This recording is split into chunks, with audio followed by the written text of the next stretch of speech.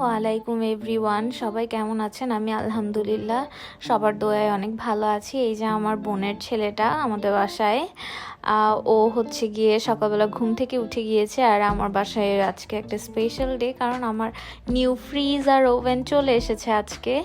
তো এটাই দেখতেছিলাম। আর হচ্ছে গিয়ে ভ্যানালারা যে ছিল না, ওদের চিল্লাচিল্লিতে বাবুটাও ঘুম থেকে উঠে গেছে। তো ও উঠে হামাগুড়ি দিয়ে পুরা বাসা খেলতেছিল আর চিল্লাচ্ছিল, কথা বলতেছিল। তো আমার তো খুবই ভালো লেগেছে, কারণ আমার বাসায় এরকম বাচ্চাদের চিল্লি নাই।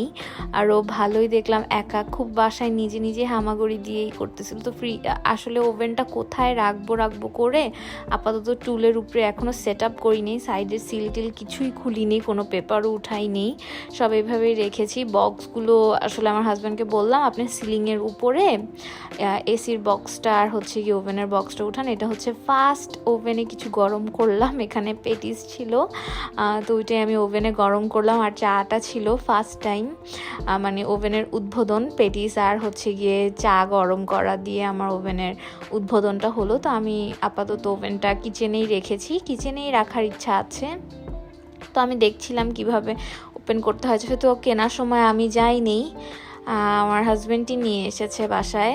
আমি এভাবেই তারপর ফার্স্টে চাটা দিয়ে দেন হচ্ছে ওনাকে চাটা বের করে দিলাম।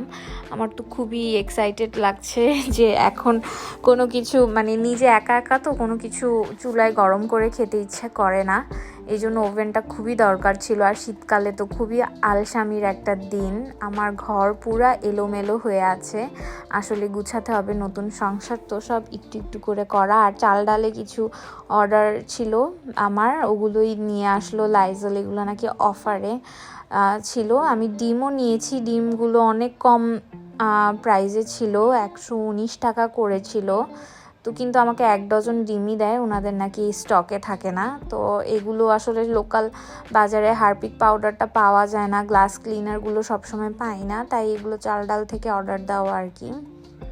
তো আজকের ব্লগটা এতটুকুই, মিনি একটা ব্লগ। আল্লাহ হাফেজ সবাইকে।